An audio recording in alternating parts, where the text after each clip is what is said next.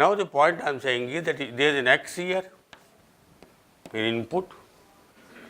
This x along with the present state of this two flip flops, which is represented by this, will move this machine to this new state, which is 0 1 state. That means this two flip flops must change their Q1 Q2 value to this being 0 and this being equal to 1. That's what the table tells you. So I can as well write here Q1 n, Q2 n, and Q1 n plus 1 and Q2 n plus 1, right? There are only two flip flops here. And with x input, 0 being x input in this particular case, this state from 0 0 will move to state 0 1, which correspond to Q n 1 n plus 1 being 0 and Q2 n plus 1 being equal to 1. Are you with me? This is the state transition. And with what input will you do the state transition given by this? Now the question is, what kind of flip flop you have here? Because a particular flip flop, say JK flip flop, if it is sitting in some state, if it has to move to another state with a given input, there is certain amount of requirement on the JK terminals of the JK flip flop. So from this table, I must be able to now write what is JK if it is a JK flip flop. So what is happening in JK flip flop? The first flip flop here, which is a JK flip flop, must, when these are two are sitting in 0 0 state and an input x is given, there must be such a j and such a k here, which will continue to keep this at 0 state only, and whereas this one, the jk for this must be such that it will move from 0 to 1 state, right. So now I can write J1 K1, J2 K2, looking at this table. Okay.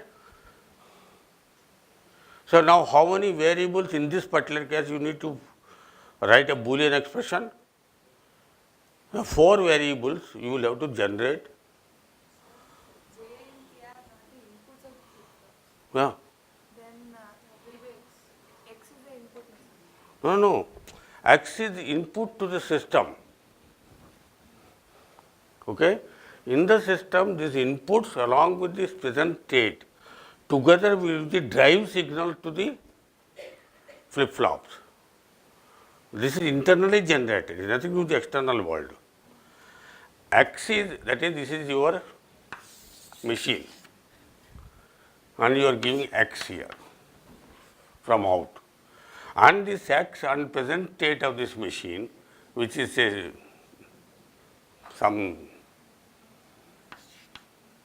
Q1n to Qnn, this is the state of this machine.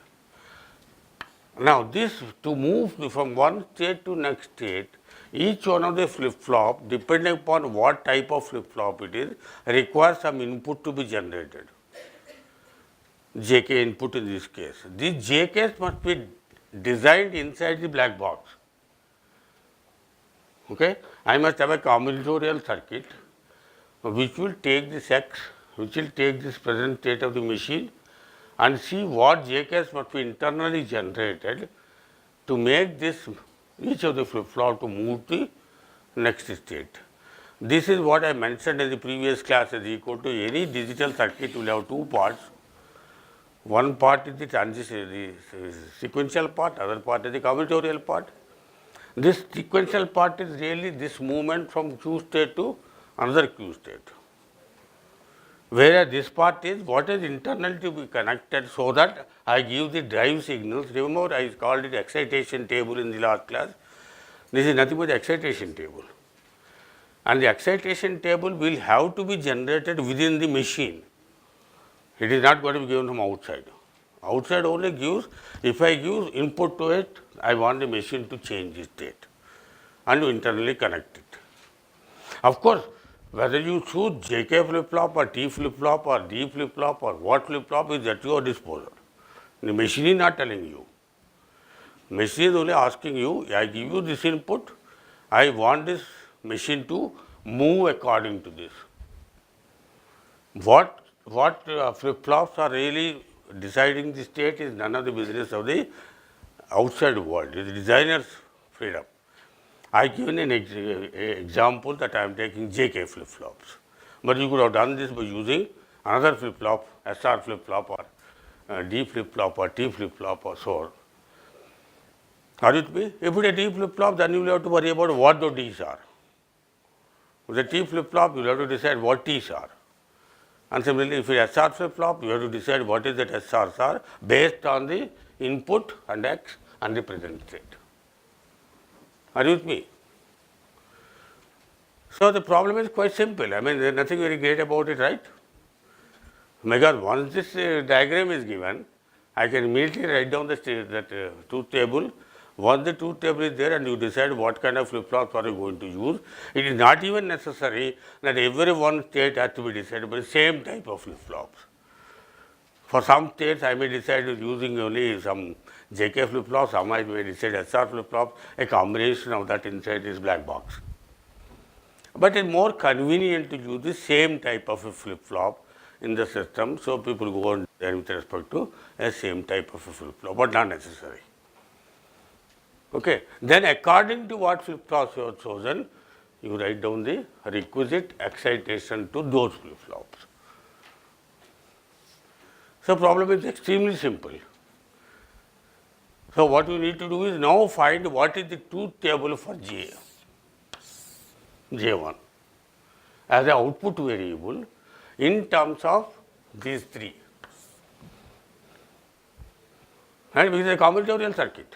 The J and K and J2, K2, they are decided by combinatorial circuit. And the combinatorial circuit input will be the present state and the input X. So these three combinations are more numbers are depend upon the number of states. This combination will decide what should be the J1, K1, J2, K2. So now you have a truth table for the J1, truth table for K1, truth table J2, truth table J2. And this truth table, once you have a truth table, then you can write down the Karnaugh map. Right? Once you write down the Karnaugh map, you can minimize the Karnaugh map and write an expression for J1 in terms of this, this and this. A Boolean expression, minimized Boolean expression for Karnaugh map. Okay? And then similarly you can do the same thing for K1 and J2 and K2 and so on. So the problem is quite a simple problem. The decision of the excitations is a combinatorial circuit, which we mentioned is what is contained here. The state transition comes from the sequential circuit, because combinatorial circuit cannot decide the state transition, no concept of a state there. So the state transition is decided by this, but certain inputs have to be decided to that elements in the state representation, and those inputs will be combinatorial circuit will decide that. And output then will come to Z from out of the black box, which is specified by this fellow here. I erased it in the truth table. Okay. Now I need to find out that with this initial state and with this transition and with these inputs, I want some Z to be available at the output terminals. Again, Z is a combinatorial value depending upon the present state of this of the machine and also of the X input which is coming. So this Z will also be a combinatorial part, so it comes from this. Some combinatorial circuit will give you Z, and some combinatorial circuit will give you input to the excitation to the memory elements here. Okay. So it's a very simple task of designing these machines, and there are varieties of ways of representing this diagram, which is called the state transition diagram or state diagram or state transition diagram. People have given varieties of ways of representing this.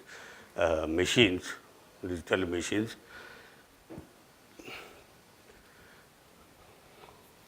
You will have more to learn in, let's go along in computer science.